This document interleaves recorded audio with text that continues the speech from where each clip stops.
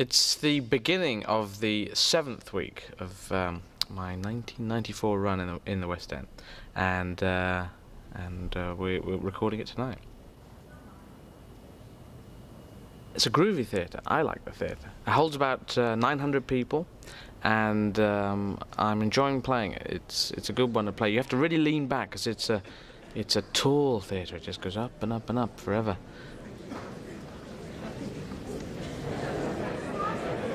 The cameras being in, that is a pressure, because the audience, they think they're on telly, you know, and they seize up a bit.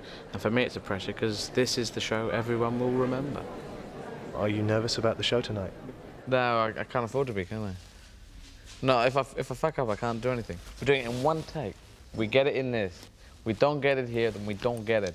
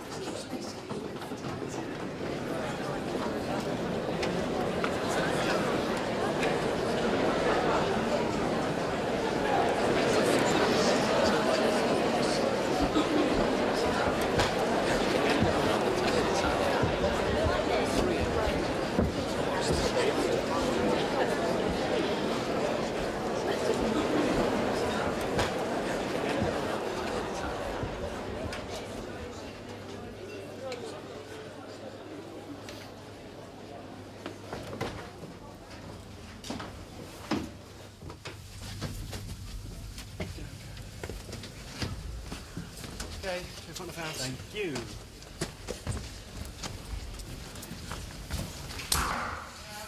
You're on.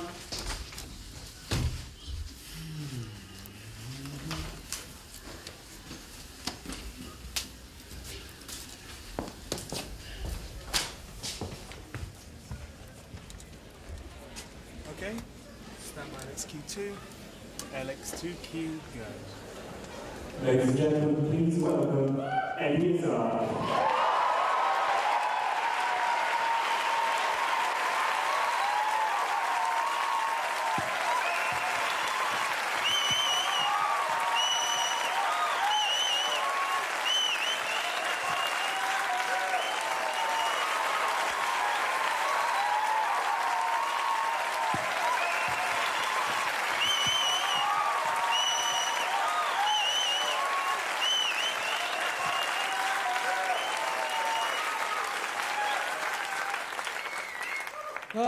Well, God, woof, hey, Jesus. Hello. So, yes, well, showtime. Actually, it's quite a crap beginning, isn't it? Just walking on and going like this. I haven't really got beginnings worked out. I think if it's West End, people are expecting a huge beginning. Something like, I don't know, a musical. You know, 400 people will be on in the first number. Even if the cast's only 30. 400 people on, going, it's Hollywood. They always go about 3 directions at once, if you know. Or if it's Shakespeare in the West End, then it'd be moody lighting. 3 old people saying, "When shall we 3 meet again?" Tuesday? Okay. I'll get back to you on that, right? Okay. Just drop a diary in the cauldron. Okay, there. If it was Pinter in the West End, then 2 people come on, face different directions, and I'm not sure. I haven't read his play. So... I should, but no, you know, certain people are widely read. I'm thinly read. I've read fuck all. I'm very proud of it. There's certain people say, no, I read Dr. Bronowski's book on cat eating in Mahaba. You know, I just haven't read anything, you know. Even books, you know, because I'm partially dyslexic. I was fully dyslexic until I met someone who's more dyslexic than me and said, you're only partially dyslexic. There's a lot of rivalry in the dyslexic camp, you know. Rivalry with 3 V's. How bad's your handwriting? Well, mine's all over the fucking place. Usually. Yeah, but it's done me all right, yeah. So anyway, advertising. Yes, that's what I brought you here to talk about. Yes, advertising. Because I've been looking at it and I've noticed that certain people in the advertising area get paid huge wadges of cash in brown bags in order to subtly adjust our minds. Because, like in the old days, adverts, well, perhaps before the 50s, I don't know, adverts were much more blatant. Adverts were much more, go on, there it is, come on, have a good day, there it is. And as consumers, we were much more, oh, okay, I didn't realise, sorry, sorry, don't hit me. Nowadays, we have choice, don't we? We're much more choosy, and we're much more aware of what we can buy. So the adverts are more subtle. They're the soft sell. Adverts are much more like, da-na-na, da-da-da-da. Oh, look at that. Yeah. Those two people like it. And they're shagging.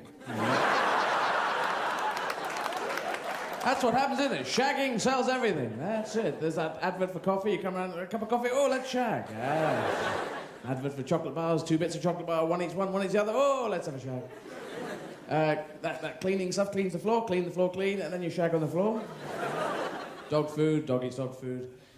And anyway, so I'm not sure what happens there, but yes, generally. Now, the washing area, washing powder, washing clothes, laundry, all that kind of stuff, that's a very advertising-led area where there's a huge amount of advertising saying, wash your clothes, wash your clothes. Oh, no one will shag you. And I think that if there wasn't all the advertising, we probably wouldn't, we'd just spray our clothes again. Oh, that smells okay, now let's spray it. And it's quite a ceremony. Washing your clothes, you can take it down the laundrette. That's one way. You get a bag, usually 3 months' worth of washing into a huge bag, and drag it down the laundrette. Wearing clothes that should be in the bag, really, yeah? That's what you wear to the laundrette. That's why you've gone to the laundrette, because you've got nothing left. You're wearing dressing gowns to work and stuff like that. So, and then you throw it in the wash, and you've got big machines down the laundrette, huge machines with big porthole windows, and you shove it all in. Never separate out of the laundrette. Shove it all in. And you've got one choice, bizarre wash. That's what you get. And you always have to sacrifice a few socks and a pair of pants to the god of laundrette, who lives at the back of the machines with chopsticks. Oh, lovely, yes. Sock, lovely, a bit of fabric softener. Yeah, and it goes. Then you take your washing out, shove it into a tumble dryer, and the tumble dryer glues it together with static electricity. So that you get the washing out, put it on your head, and walk home. Next day, you put on a pair of socks, and the rest of the washing says, we're coming too, we're coming. Oh, I'm just wearing these. No, static. All day you're trying to chat someone up. Yeah, no, I've been there. You piss off. Sorry, I don't know whose it is. It's stray washing. Yeah. Look, fabric softener, go on. Or you can wash your clothes at home. And at home, in people's flats and houses, they have a machine with a huge dial with all the letters of the alphabet on. And no instructions. You just got to guess. You say, well, I'll have an H-wash. What an H-wash? That sound fun? And you stuff it all in. And you invariably get the stuff going and a pair of socks come in. Sorry, we're late, sorry. Lying in the dust at the back where you left us. Oh, has the programme started? Oh, how did it start? And then you let the socks back into the washing and the socks go in. Excuse me, sorry, pardon me, sorry. We're supposed to be it, we've got tickets. Look. Or you do a white clothing wash. You say, I will wash all my white clothes. And you shove all your whites down in a big pile, and you put some clothes in there which are almost white, which you shove in. And then you think, no, and you take them out and put them to one side. And you think, actually, that'll be fine. Oh, I better not. Oh, no, I've washed it a few times now. And for a couple of days, you just go backwards and forwards. And then you shove it all in. And the rest of the deeper coloured clothes says, oh, he's doing a whites wash first. That pisses me off. Okay, blue underpants, you will infiltrate whites wash.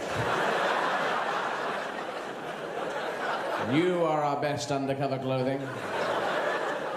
We've done you some forged papers. You will be disguised as a white handkerchief, okay? These have been done up by Donald Pleasant, so it should be good. I believe you've been practicing a white handkerchief accent. Yes, I have, yes, I have. It's very good. Now off you go. Blue underpants goes up. Oh, hello, hello. Sneaks inside the whitewash, usually inside a shirt. Shirts are a bit dopey, aren't they?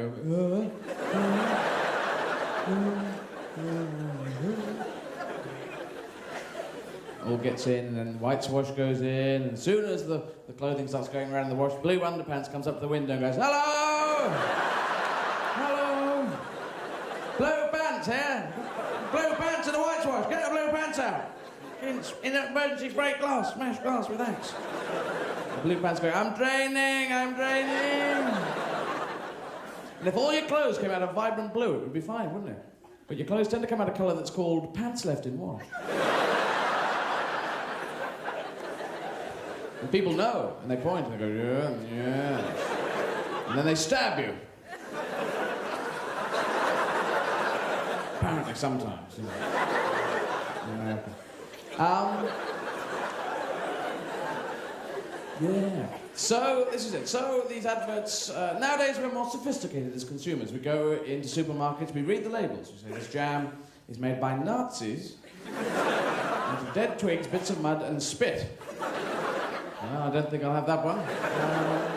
This jam is made by groovy people out of fruit that agreed to be in the jam in the first place. Volunteer fruit. Better known as free-range fruit. Allowed to casually chat to chickens. You know the free-range chickens are so pushy, aren't they? They go, "Oh yes, all this field we range through now.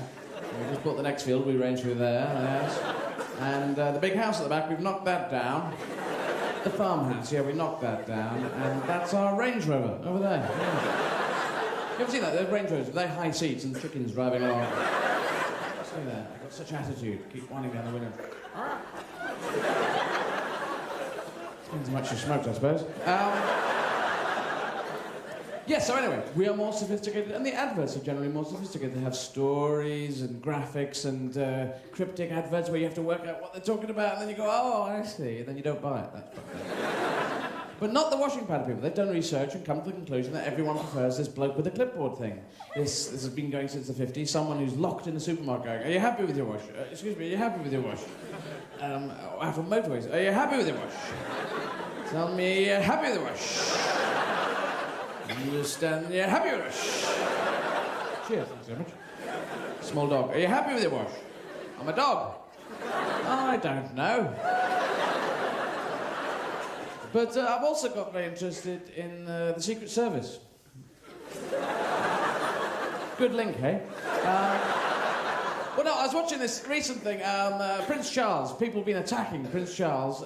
This sort of surrealist movement have been attacking Prince Charles with hairspray, bits of jelly, you know. First one was with a starting pistol. Now, you can't start someone to death, can you? It doesn't work. Bang! What's going on? Just having a chat with people of Australia. Bang! After about 100 of those, you're pissed off, aren't you? But you're not actually dead, I don't think. But he was very cool, Prince Charles. He was doing all this cuffs thing that he does before he makes speeches. He always does a lot of. I think it's a nervous thing, as if he's going, "Where's my fucking shirt? Where's my shirt?" Or it could be a magic trick he's doing, just fucking. Bunch of flowers. So he was doing that, and the first shot went off, bang, and he just went, "Miss." The second shot, bang. "Do you have a problem?" But I was watching the Secret Service people. They're always there in the suits and the jaws and the dark glasses, that one hand always in there, as if at any point they could just go, "Bunch of flowers." And they look so good, you know, they look so, you know, they give us this feeling of elite, highly trained, "Oh, don't fuck with us." That kind of thing. And they're always sort of moving. You don't sort of focus on them, because they're always shadowing. They never come in front of the, person. They never come in front of, "Fuck, come on." It's a bit too overactive as a security. "Come on, I'll take you all on, come on." And where's it gone? Yeah. They're just cool and calm, and they're a bunch of flowers and everything. Well, they give off this feeling of elite, highly trained, until you see some sort of, rumpus attack kind of thing. And I've seen the Reagan one on television a number of years back, and this one with Prince Charles. And their image changed from elite and highly trained to fucking get him, Kev, get him! Get him, run, Charlie, run! Hit him with a broom, hit him with a broom! Rough his hair up, I hate that. Run for your life! Hit him with that bucket, bonk. That's not really what you want, is it? It just doesn't look controlled. You want the kind of Dr. Spock kind of thing, not Mr. Spock kind of thing, where he comes in and does that sort of thing there, and you go, poof. Not this sort of rough him up, pull his shirt down, trip him over. Yeah, that's what I think. So it doesn't look very safe, that. I'm also watching Prime Minister's Question Time, which I've worked out isn't Prime Minister's Question Time. No one answers anything. That's the trick. Well, you basically got to ask another question back. That's the way you get out of it. Someone says, you know, on one side, would you like to explain, Mr. Prime Minister, why everything's gone wrong in this, that, and the other? And you always get someone who says, well, if you remember 20 years ago, I wasn't here, so it's not my fault. And then you sit down, and everyone backs you up behind you by going, toilet paper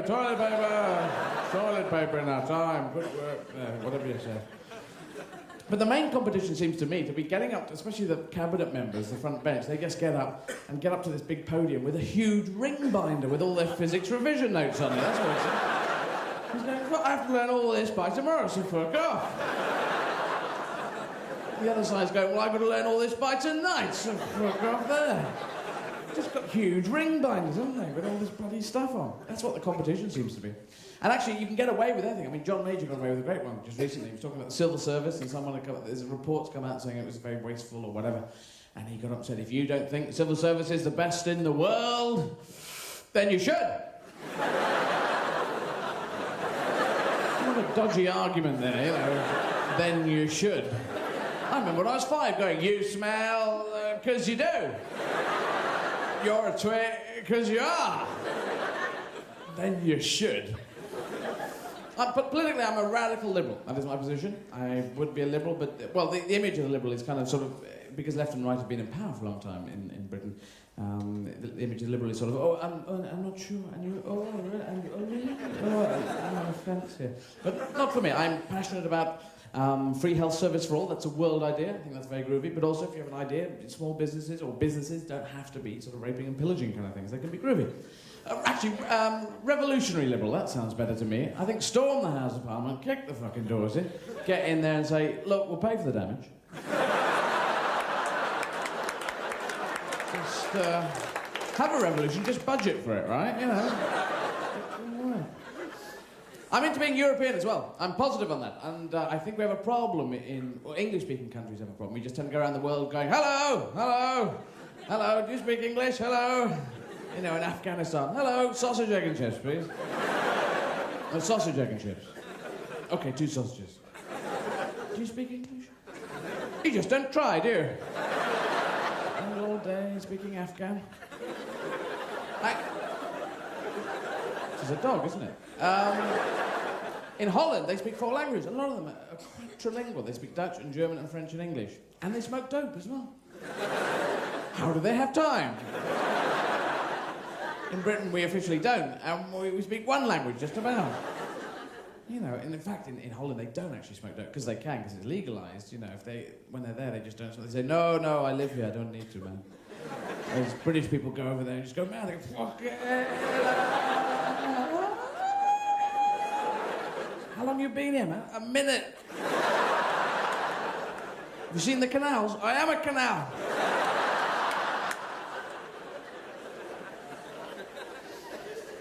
Yes. So, I'm also into people who shout for a living. I'm quite into them as well. There's these market sellers, market stall traders who just sit on the markets all day going, 4p a pound, 4p a pound, 4p a pound, 4p a pound. You come and say, how much are the apples? 20 quid, man. You were shouting 4p a pound. Oh, I shout 4p a pound, but fruit's 20 quid. It's very expensive. You go, but it looks quite nice, all the fruit on the front stuff. You say, all right, I have some apples and oranges and stuff. And they always reach behind to this fruit graveyard behind them. Just ladle you out some fruit here. And there we go. It's a bit runny. And there's auctioneers, they're crazy people, they shout for a living. There's the posh ones at Sotheby's and Christie's. They're going, this is a 14th century Ming thing.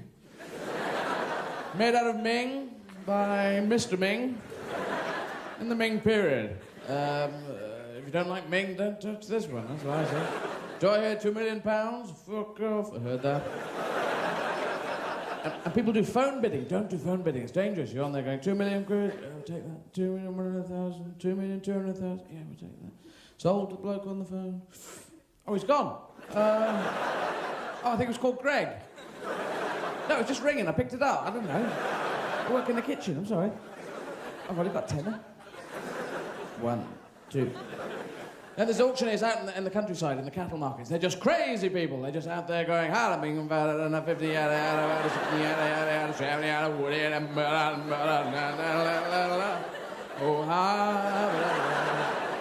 all the cows and sheep are going, is it me up on this one, is it you? And if you're an observer there, don't move at all, don't move a muscle, don't cough. £4,000 another £5,000 a man. Another £10,000. Another £2,000 there. Total of £19,000 to a man bidding against himself for the small dog here. The dog's going, I'm not happy with my wash. What are you doing here? Because cats and dogs are very interesting with human beings because we have a pet relationship with them. And with the only animals that do this. You know, giraffes do not have pet gazelles. Gazelle, go and run in Africa. You know, they don't say that. And we have pets because they lower our blood pressure. This is apparently officially it, but they lower our blood pressure. And I don't know quite how they do that. You sort of you stroke them, you go to sleep, and while you're asleep, the dog puts one of those big puffy things.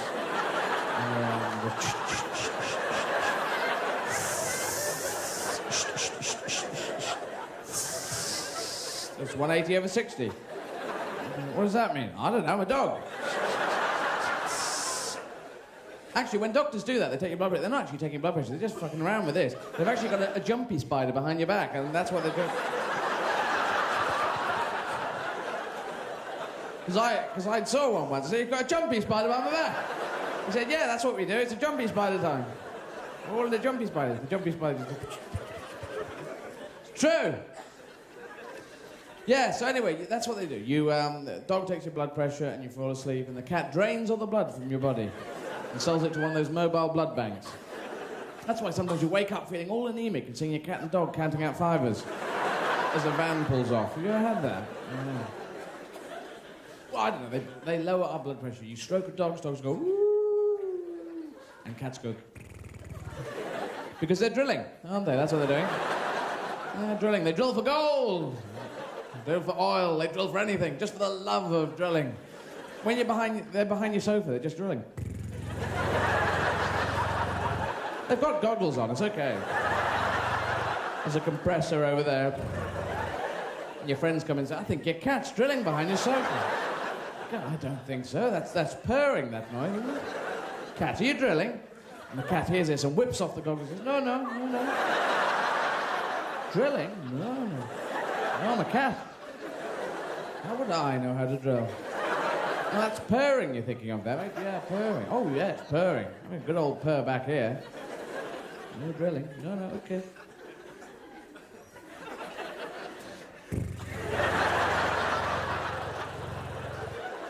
Sometimes they drill 40, 50 feet, you know, down. Just for the hell of it. Cats are much cooler than dogs, though, aren't they? Cats have a scam going. You buy them food, they eat the food, they go away. That's the deal. You have no control of your cat. You can't say to your cat, cat, heel, stay, wait, lie down, roll over, because the cat will just be sitting there going, interesting words. Have you finished? And while you're shouting all this at your cat, your dog's right next to you going...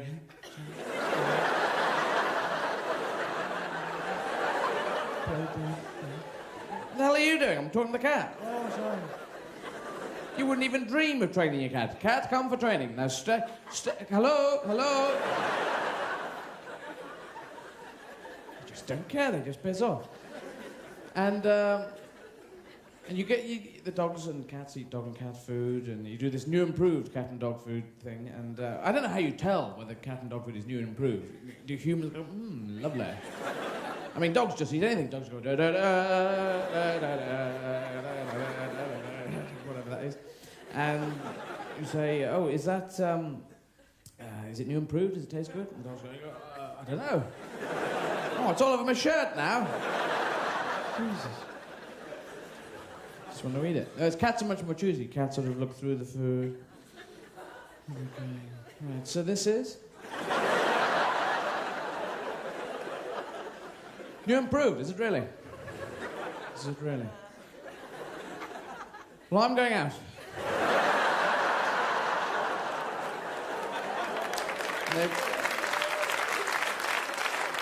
And they walk up to the cat door and they just stop at the cat door and turn around and go, keys. Where's your dog? Can't go out. Your dog goes, oh, can I go out? And you go, no, I'm busy at the moment. But the cat went out. Yes. And I can't go out. No. He has a cat door, you see. Oh. And why? Well, I have no idea.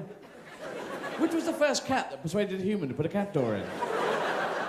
You know, they just do it. We throw sticks for dogs. That's the level we have dogs at. You never dream of throwing them on for a cat. You throw sticks for dogs, and dogs go, oh, he's dropped his stick. Better go and get that.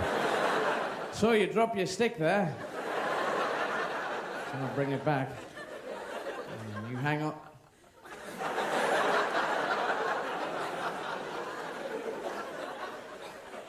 Did you see me just bring that back? And then you dropped it again. It's very weird. I don't know what's going on here. Now hang on to it this time. I don't want to piss about all the time, you know. You think I enjoy this? There you go. Don't fucking throw it! That's why the third time when they come back, they won't give it to you. They go, no, you take it. And the cat door thing is like one of those, it's a vertical version of those saloon bar doors where gunslingers, you know, in westerns would push their way in and say, I've come for you, Jed Magruder. And everyone in the bar would say, you've come for who, sir? Jed Magruder. Jenny Gooder? The Gooder family? Oh, I'll go away then. And these expensive westerns, the cats have seen them on the telly. You watch your cat coming into the kitchen. Sometimes they just come in just like gunslingers. They push their way into the cat door. Just stand there on one hip. And all the dogs in the kitchen will stop moving. Dog eating the food.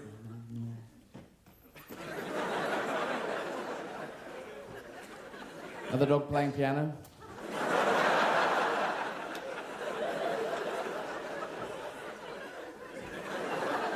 You get the tail out.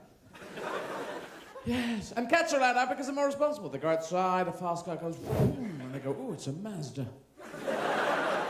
Whereas dogs just go mad. They get outside, gotta chase, car, chase a car. They chase cars up to 4,000 miles. Car. They catch up with the car. Tag, you're it. And cats leap up walls, 6-foot walls. They just go, whang, like, and they land perfectly. Turn and walk. And backflip and forward flip and dismount. And they always land perfectly. They never do that sort of wobbly gymnast. You never see a cat on the wall having a problem, do you? You never see a cat going, fuck it, I'm not sure about this. Cat on the ground going, easy, Ginger, I'll walk you down. Yeah, that's it. It's contrary to what you may be thinking, it's not all roses being a transvestite, you know? It's not that, you know, people say, oh, you transvestites, living off the state, they say. Why don't you just get back to Russia? That's what I mean. So, what's in Russia? Oh, I don't know, a load of transvestites, man. But in Russia, they say, when you get back to wherever you were told to get back from before you... I don't know who those people are. But anyway, also certain people say, oh, I wish I was a transvestite. I say, well, if you work hard at school, maybe one day, you know. Or exams. So anyway, this is what happens. And if you're transvestite, people do gossip. I knew that would happen, and they do car noises about me. That's kind of weird. They go, yeah.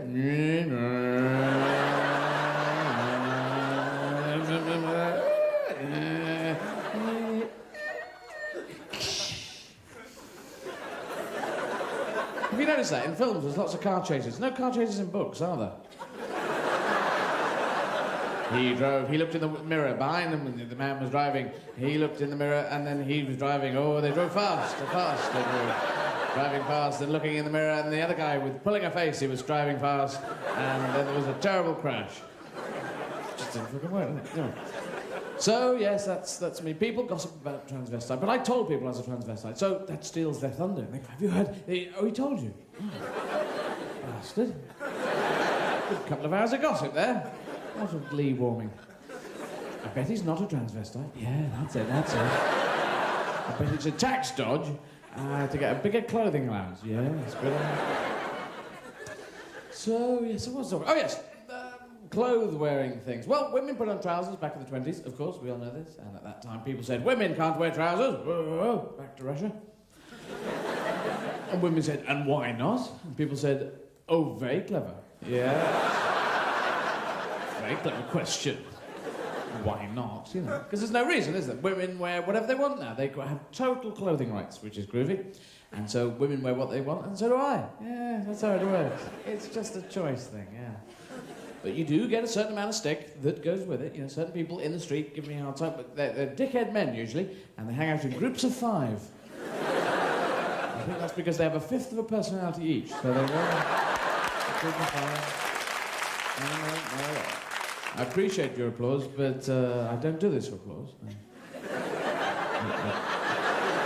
No, I do it for cash. It's much better.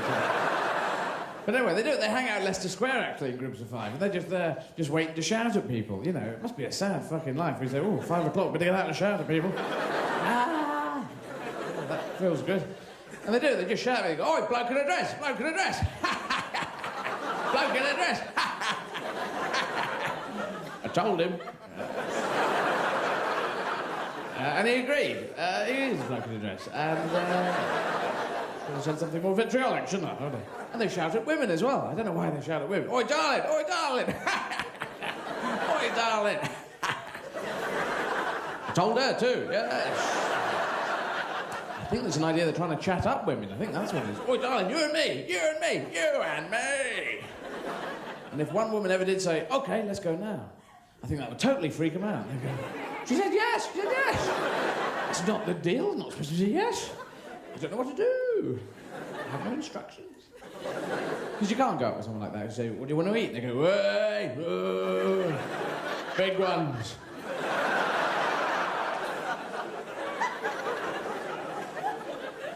And actually, it's a code. When they shout, if they do shout, people shout at you, then the thing to understand is actually it's a code. What they're actually shouting at you is, oi, darling, I'm a wanker, I'm a wanker. I'm a wanker. We all are, aren't we, Kev?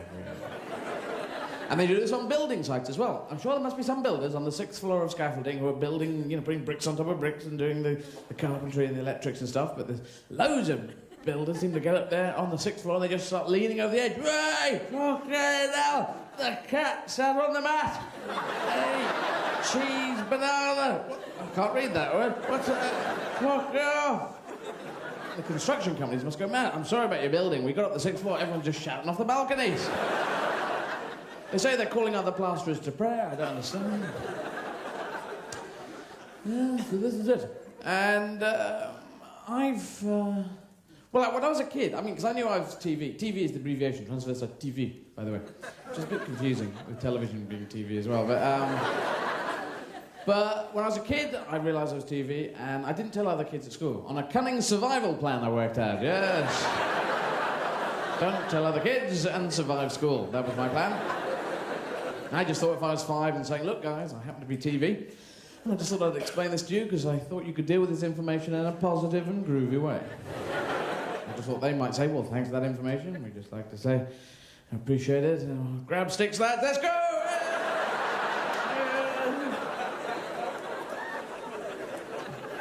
That's what I thought would happen. Probably not if I had the guts to say it, because I notice if you do have the guts to say it, I am a transvestite and I don't care, then people go, oh,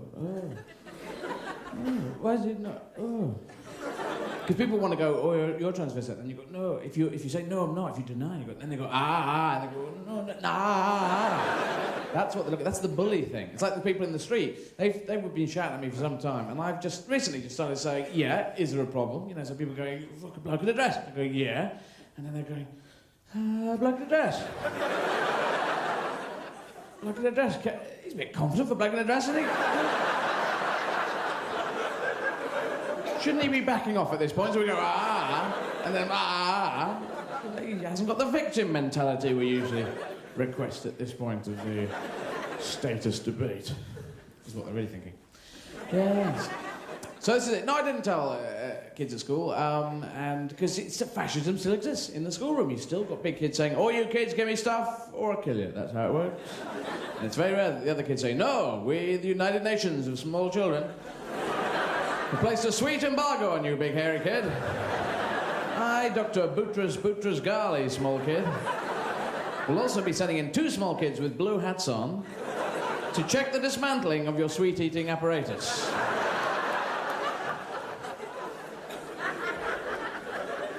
So there's a lot of gay and lesbian people are out, and that's groovy, and what they've done is they've separated sex and sexuality from what you do for a living. So you work at a bookshop, okay, you're only good at selling books, you get on with the customers, that's what's important.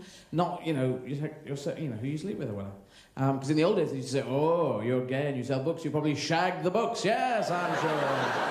So we fire you for no reason at all. There we go. Nowadays it is improved. But if you're TV, this is what I've got to do if you're TV, because the image of, even gay and lesbian people don't really associate with TV. They go, "Well, yes, we know about them. They live in a ditch somewhere." It's a bit poor cousins twice removed, that kind of thing. But I think, also I've noticed, since I've come out as being TV, if I'm relaxed about it, everyone else seems to go, "Yeah, so what's the problem?" Since I've come out, most people go, "Yeah, 80% of the country, I think, don't really give a monkeys. They just go, "Well, all right, you're TV, great. I'm cooking eggs. I don't really care." Then there's about 10% of people who are very groovy, and then there's 10% of people who are totally homophobic who go, "Oh, back to Russia." And, but it's okay if they want to be homophobic, that's all right. As long as they're homophobic behind closed doors and don't hurt anyone, I'm fine with it. Oh no, 3 people, well done. Yes, that's how I say it. Also, fear. I've looked at fear in a big way, because coming out, you have to deal with basically the whole of the world saying, "Oh, you're an abominable snowman," and me going, "No, don't think so, no."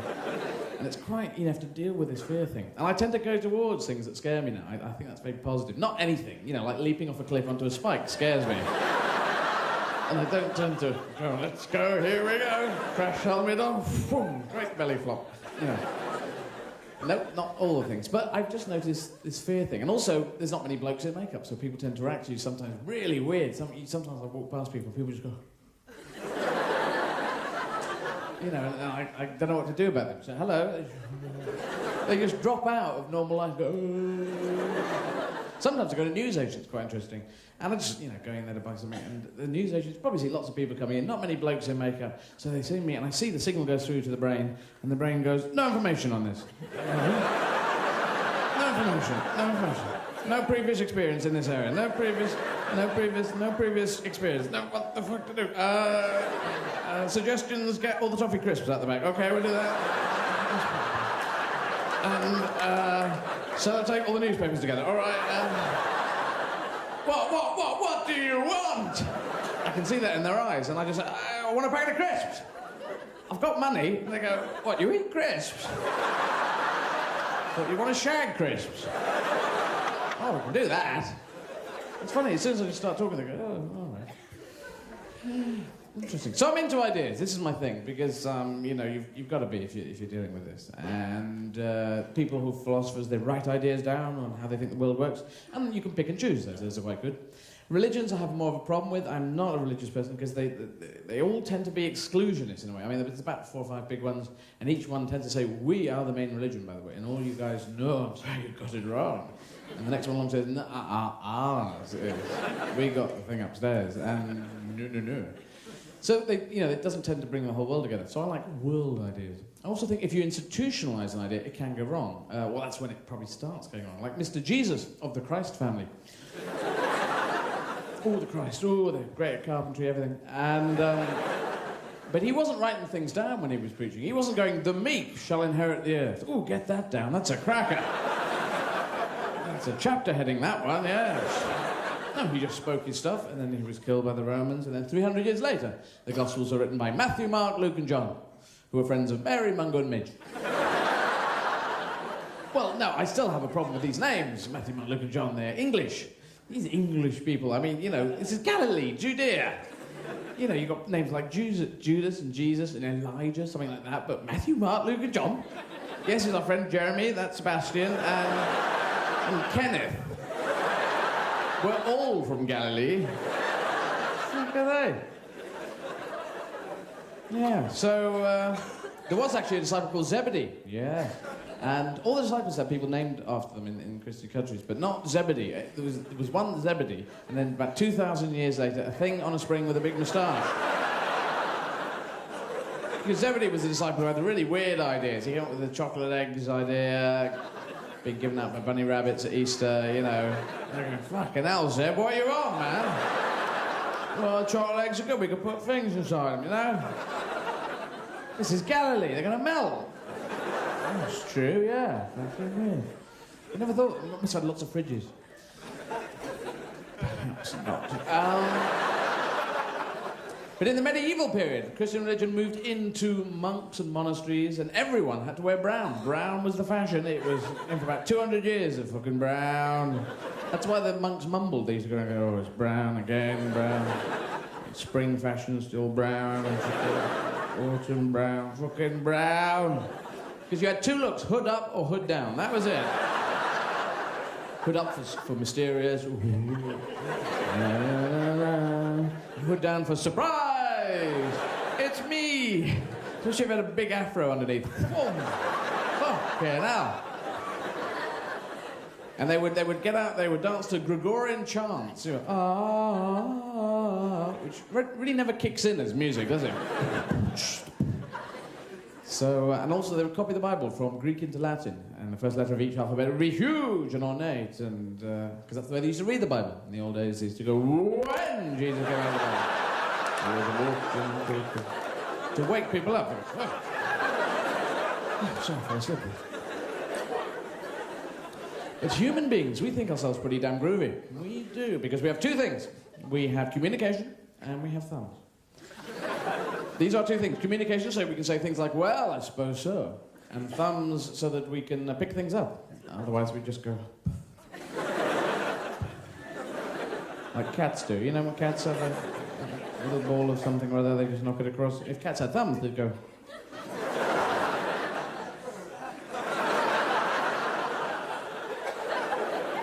This isn't so much fun, for some reason.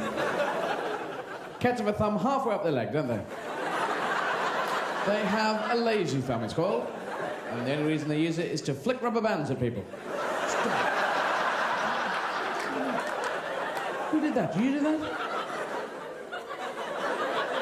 Did you do that, Cat? Did you flick that rubber band at me? Found your drilling equipment the other day.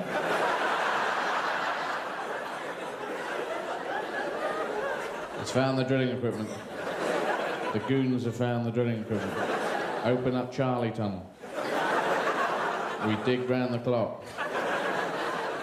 Next day, find a cat that's walking over your cat litter.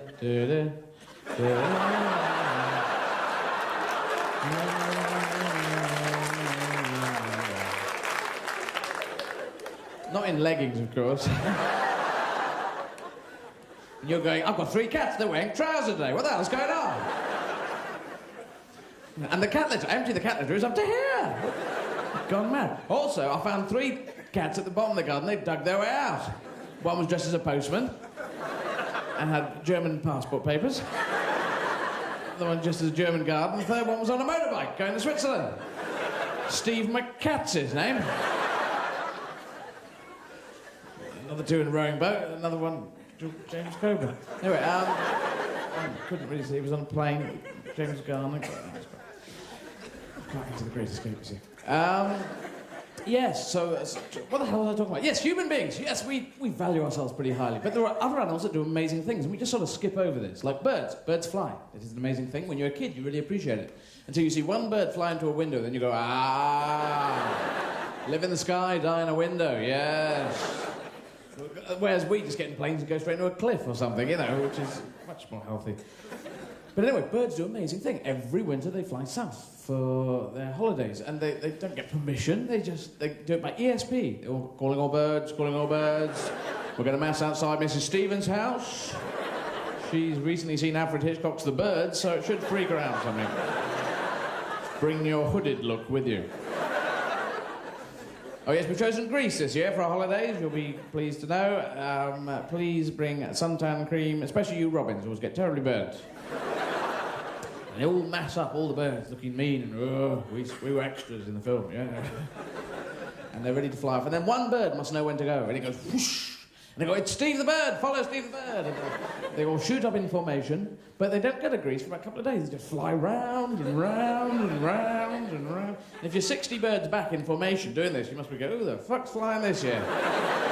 Not Steve the Bird, is it? He's terrible. We went to fucking Greece last year. Turkey, God. Out the front, Steve the Bird's got a huge map all over his face. Well, hold on, don't push. Let me get this map down. Right, now, hold on. Is that a church with a spire? That's a post office. This is the Lake District, the Ordnance Survey of the Lake District. Hold on, where's Greece? Also, they sing. Birds do birdsong. And it is a beautiful thing, and people record it down and say, it's a beautiful birdsong, and they put it on tapes, but we know that birdsong is territorial. It's a claim for their territory. So if you translate birdsong into English, what you've got is a load of birds going, fuck off out of here! You young sparrows, get a haircut. I know your dad. You know that song that Nightingale sang in Berkeley Square? He actually sang, fuck off out of Berkeley Square! My square, on the Nightingale. True, yes. And then there's flying fish. The flying fish are weird. All fish swim except the flying ones. And why do they fly? They take off out of the water, fly along, but they don't have feet. They can't walk on the ground. They don't go and perch up in trees and stuff. So once up in the air, all they can do is go, fancy a swim? Strange. Mountain goats scamper up mountains. They just go. You never see mountain goats halfway up the mountain going, knocking things in, clicking carabiners on.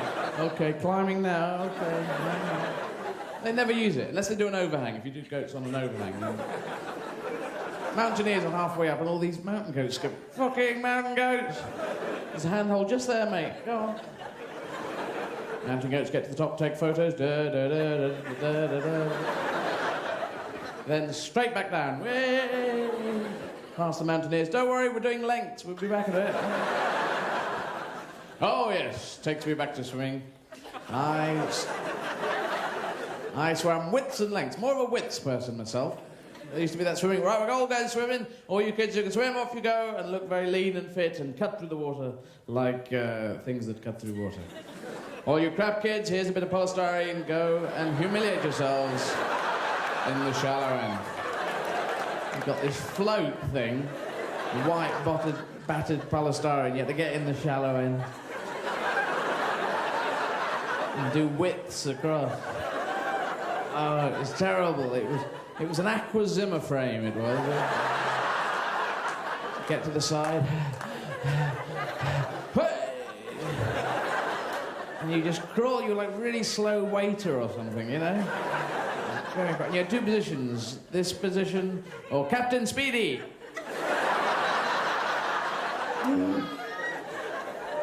I did bronze survival swimming, yes. I could save people in a bronzy kind of way.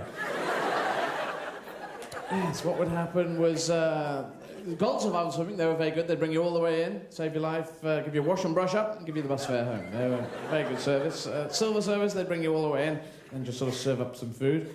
Come on, go with it. And bronze survival, we just bring them halfway in and leave them in the shallow bit. Go on, boy, you can walk this way.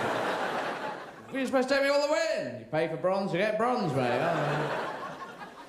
But point 5 of bronze survival was very interesting. It said, when you fall into the water, quickly remove your pyjamas. Pyjamas?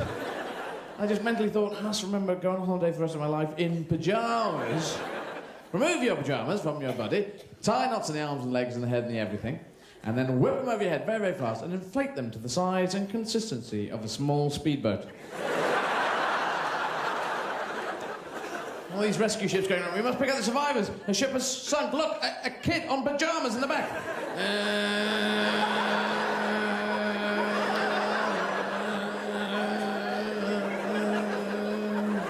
Someone holding on to the legs of your pyjamas, water skiing behind. Don't think it was going to happen. And then there's bees and wasps. When you're a kid, bees and wasps are out to get you, so you run from bees and wasps. Run from bees and wasps. And they're always just behind your head, aren't they? Just behind... Bees and wasps, just behind my head. They're on a tractor beam, so they're the Klingons there. And they just chase you out. And your dad, who's working with the bees and wasps, suddenly comes in and says, "Stand still!"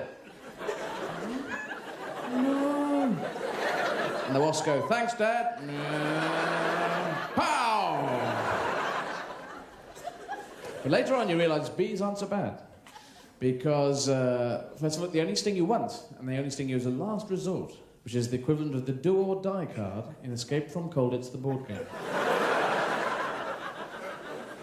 And also they make honey, and that is an amazing thing. Bees make honey. We've known this since we were kids, so we all take it absolutely for granted. But bees are insecty, furry body, not red, but yellow and black, stripy, hairy, leggy, big ears, big eyes, big ears as well, but we leave them behind when they go out. Got out of that one. Medium-sized wings. You know, they're buzzy things. So they make fucking honey, which is in your morning, on your breakfasty, toasty, in a jar kind of thing. How did they do that? I mean, do earwigs make chutney? Do spiders make gravy? What's going on? Earwigs going, "Get the chutney under that stone there. We make chutney all day. Making chutney." God, it's an earwig's life, isn't it, being an earwig? Put the chutney in there. There we go. That goes for the poppadoms. And Spider saying, "Gravy? Yes, gravy. No problem at all, mate. We'll make spider gravy. The way spiders like to make it. Yes. Put that cube in there."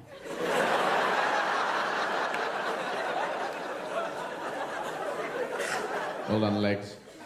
There you go, mate. Can we have the measuring jug back when you're finished?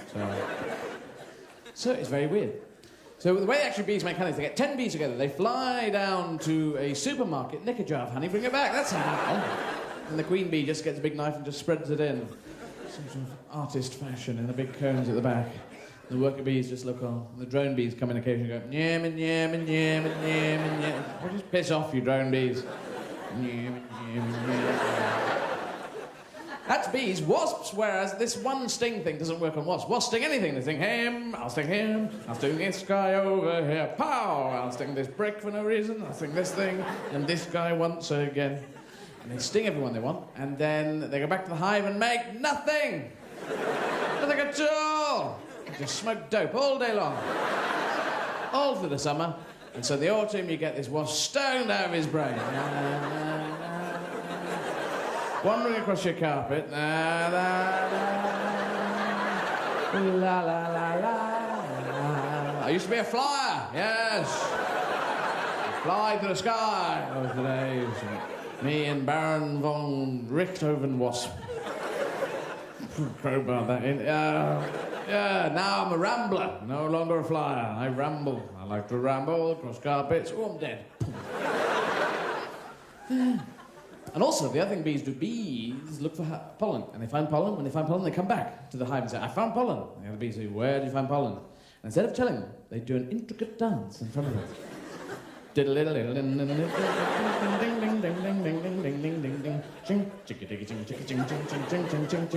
Brian, where's the pollen?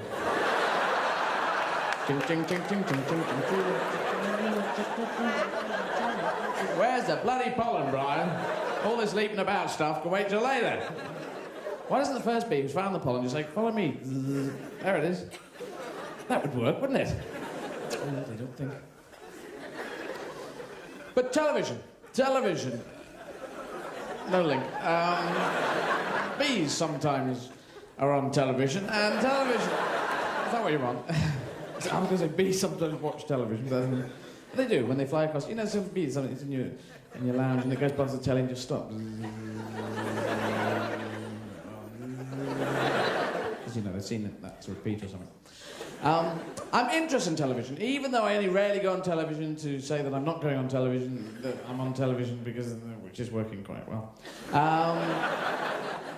Yeah, I'm into it. I like it as a medium. I think the whole world is getting hold of it. It's becoming a good communication tool, and we're bringing us closer together. So I think that's a groovy thing. But also the B-movie genre, this big dumping ground of films and television, has become a huge cultural item because there's so much of it. No, I love it. I tend to watch television only now between 12 and 4 in the morning, and you get this rubbish on it. Absolutely, I can watch it for I don't know why. It must just be crap. But it does, you know, like the horror movies that come on, and you know they're on telly, even if you're not watching, because all the theme tunes are dun dun da, dun dun dun dun dun da, dun dun dun dun dun da. Oh my god, oh my god. And all the titles of the films are The Thing That Came From Somewhere, The House That Jack Built, you know, all this kind of... Not that, but anyway. Expensive horror films have more expensive theme tunes, and there would be sort of choirs of small children going, I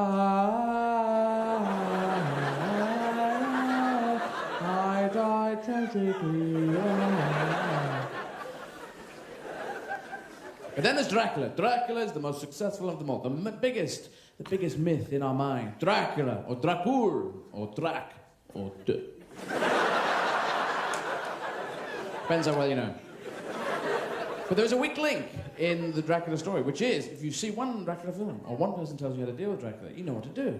You know, because as soon as, if a vampire came in here right now, we'd all do sign of the cross, and we'd do stake to the heart, and then we'd do garlic bread. Perhaps garlic bread is a starter. Stake to the heart dessert. Steak in the middle course then. Work it out. Yeah. But we'd all know what to do. And also the other thing is, I think we've all been thinking this without actually sort of consciously putting it forward. When you watch these films, you think, does fingers work? Just doing the sign of the cross with your fingers. Do you have to have a cross with you, or can you just do that? If it's just fingers, it's great. Anyone can do that, you know. If you ever carry a cross around, we know that the cross works, okay. But if the top gets knocked off, it's a T sign. Does that work? Would the vampire go, oh, it's a T sign, I'm not stopping with that. But then if you hold your thumb up above it, then it's a cross sign. Which means it's the shape, so fingers should work. And if it's fingers, he's got no chance. Vampire's going, I will bite you now. And you go, no fingers. Oh, sorry. Oh, I know about fingers too. Oh, you know too? Okay. It just becomes like one of those questionnaire people that you meet on the street.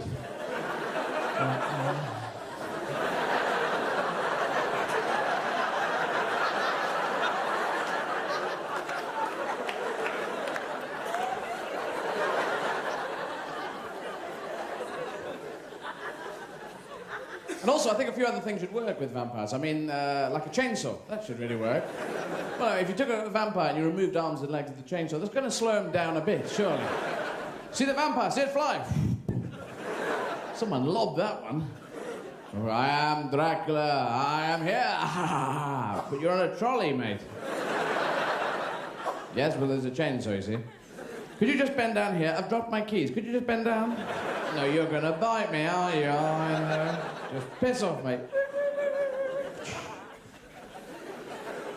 Also, they piss around with the myth in a lot of them, but especially in the vampire one. Like, we all know that Dracula must be in bed by dawn. This is all vampires must be in bed by dawn, otherwise they go and turn into jelly with smoke.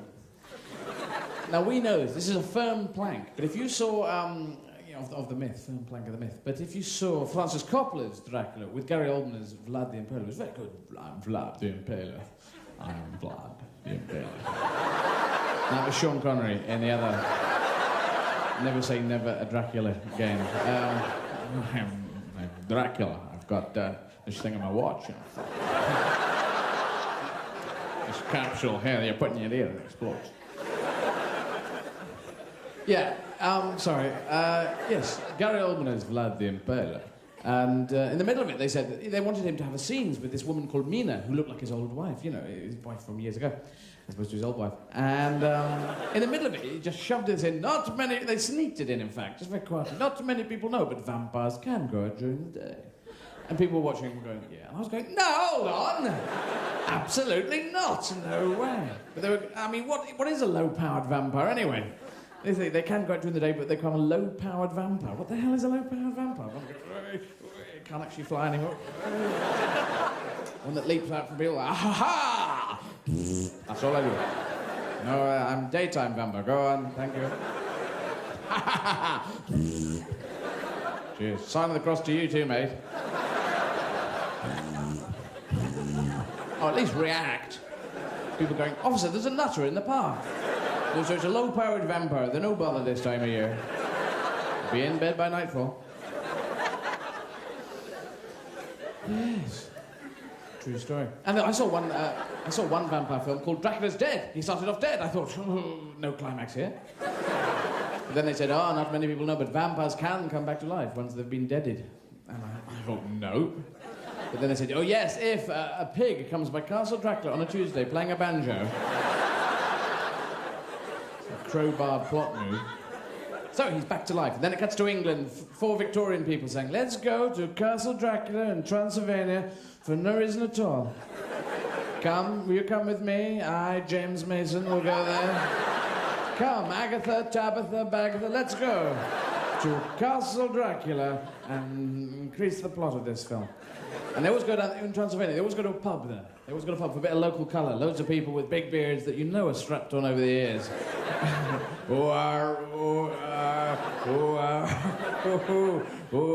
Which gap do I drink through? Oh. Pull the beard out of there, I'll drink, put it back. Yeah. Oh, our folks round here aren't from round here. We're from Devon. Came over for the skiing. Food's a bit weird, but anyway. He said, hello, my name's James Mason. I'm going to go to Castle Dracula. This is Agatha, Tabitha, and Bagatha. Bagatha's a bit weird, but there you go. He said, well, you wouldn't go up to Castle Dracula if I were you, sir. You get filmed if you go up there. It's tragic. Nevertheless, we wish to go to Castle Dracula, otherwise the film is all about 4 people going to a pub. He said, oh, no one laughed at that joke, mate. Oh, you're a crap, James Mason. You missed something out in that one. You fucked up. Yes, I did. I planned to fuck up there, just to show you how to escape from fuck up. So they go up to... Oh, well, that's not bad. But they always go up to Castle Dracula in a coach driven by a total monster. Big hairy thing going... Back to Russia. And Castle Dracula looks like hell on toast, you know. And you know, this is it. All the victims in these films have had their common sense glands removed. If we were in that coach, we'd be going, we get the fuck out of this coach now. Man-eating wolves, I don't care. We're walking back. But everyone in the coach just goes, a tad slower, cabby. Oh, delightful place. Kind of spooky. It's like those people who go camping in millions of films. Let's go camping in the forest of death and blood. Whoa, whoa, whoa, whoa. Forest of death and blood. Is there a story behind that name for the forest? Well, why, yes. Everyone who goes there dies of death and blood, apparently. I'll pass on this. I've just got my cat's exploded and I've got a bad leg anyway. They go off and they camp in the forest and then a storm comes in. They can't get back. The bridge has been blown up by squirrels. And they stay in a hut, a wooden hut. And in the middle of the night, some twit said, look, there's something moving in the forest about 8 miles away. I'll go and check. Don't check, please don't check. That's what curtains are for, to go, oh my God. But they say, I'll go and check and I'll take a thimble with me. Don't come near me, I've got a thimble. And they never listen to the music, do they? Never do. Na na na na na na na na. We'd be going, I'm not going down there. It's spooky down there. Na na na na na. It's spooky down here too. Na na na na na na. La la la la la la la.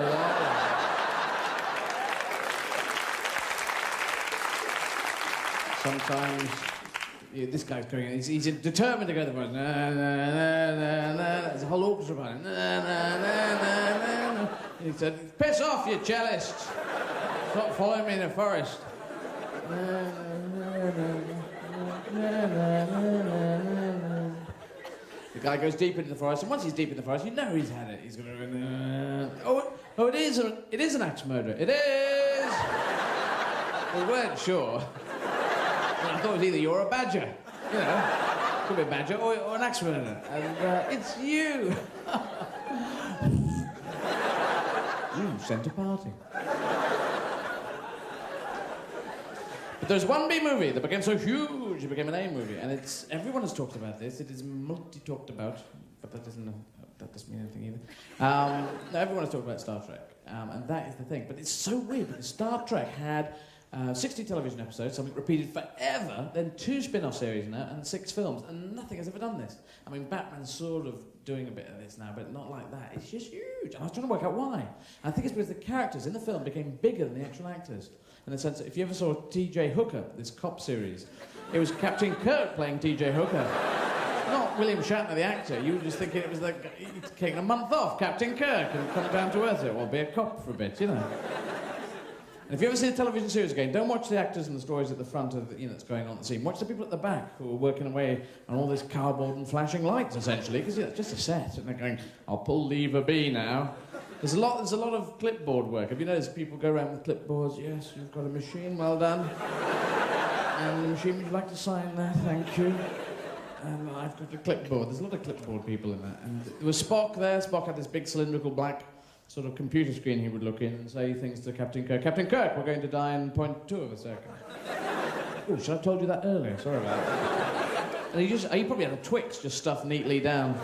There, you just sneaking.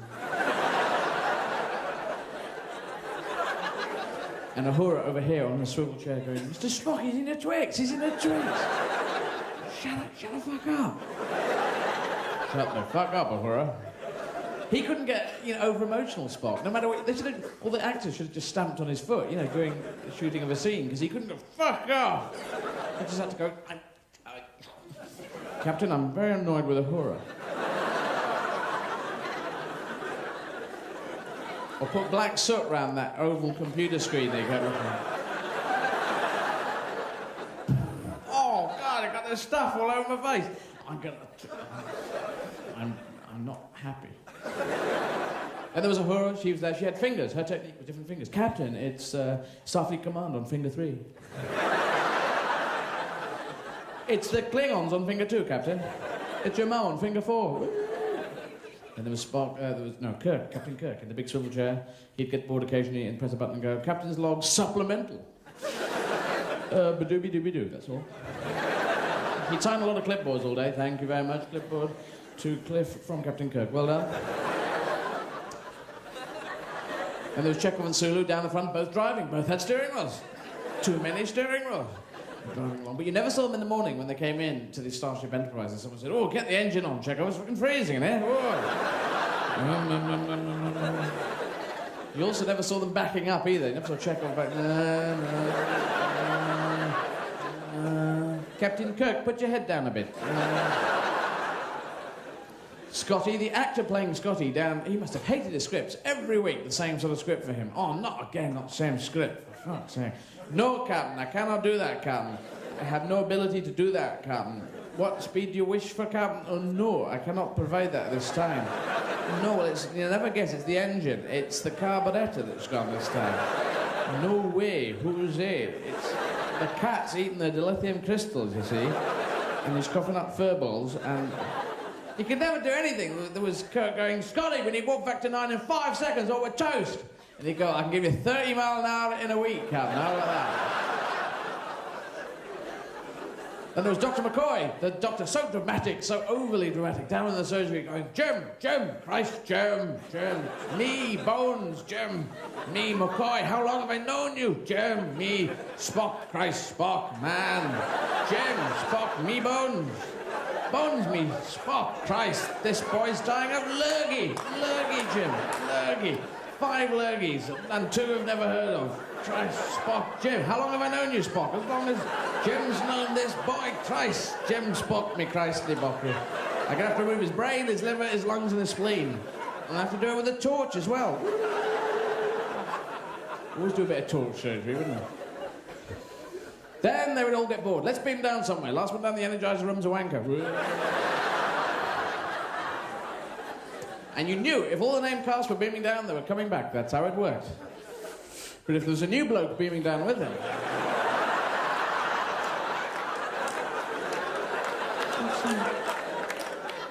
You got really worried about the new bloke, especially if he was wearing a red jumper. Well, that's Stevens, sir. Stevens of accounts. Accounts? No, we had accounts department. Stevens? Yes, sir? Yes, hello, I'm from accounts. I thought I'd just beam down on this landing party. Well, last time the figures were all a bit weird, you know? 400 packed lunches were eaten and there's only 2 of you beamed down. So I thought I'd beam down. Put my best red jumper on. We're all wearing light blue. Do you notice? There's a target on the front of your shirt, do you know? Oh, really? Oh, well, Stevens, okay, prepare to beam down. All right, Captain. And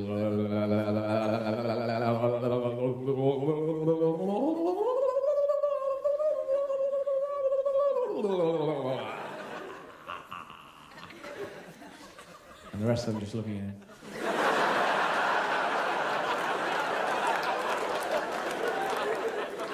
What's all that about, Stevens? Oh, I thought I was beaming down. We've got a machine to do that. We pull a lever, you see. Oh, you bastards, you just let me do that. Then they beam down to an oval of gravel with 6 big rocks at the back. Every week. Oh, Captain, strong deja vu here. And they get out those machines. Wheelie wee, wheelie wee, wheelie wee, wheelie wee, wheelie wee, wheelie wee, wheelie wee, wheelie wee. Captain, this entire planet is made of wheelie wee. And so you, Captain, and Chekhov and Sulu and Uhura and everything we've ever thought of is widdly wee. I think this might just be a box with widdly wee written on it. But then there was the phasers. Now, the phasers were just there, and you had 2 settings, kill or stun. But it should have been a much more amazing weapon, because they had very advanced technology. There should have been many more settings, not just kill and stun. Kill, stun, limp. That's the next one down, isn't it? With all the Star Trek people over there with the phasers, and all the people on the planet would be over here going, it's a people, invaders, we must get them. Yay! Oh, God. Oh, they've set their phasers on limp. Oh. Get out of here. Or set it on bit of a cough setting, even lower.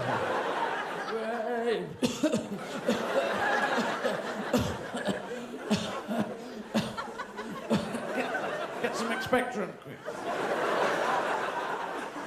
We could have depression setting. That's an emotional setting. Oh, bugger. Never worked. They're cheap. I don't know. Just a whole life down the drain. Invaders. Bad eyesight setting. That could work.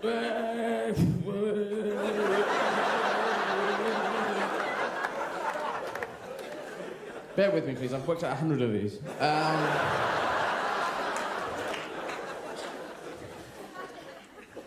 Oh, yeah.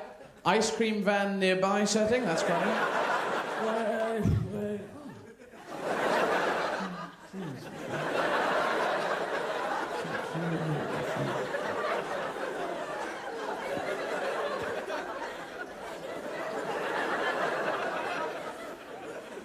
Then you have sudden interest in botany setting. Ooh. Repot every summer, of course. Water in ear after swimming.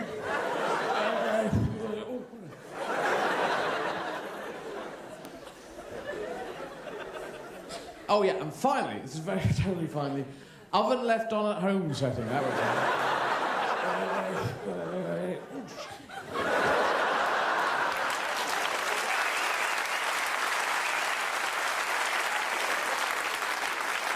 So that is it. That is my totally nonsensical show. I hope you enjoyed some of it. If not, the interval was there as an escape route. So thank you very much for being here, and thank you for bearing with me. Cheers. Good night.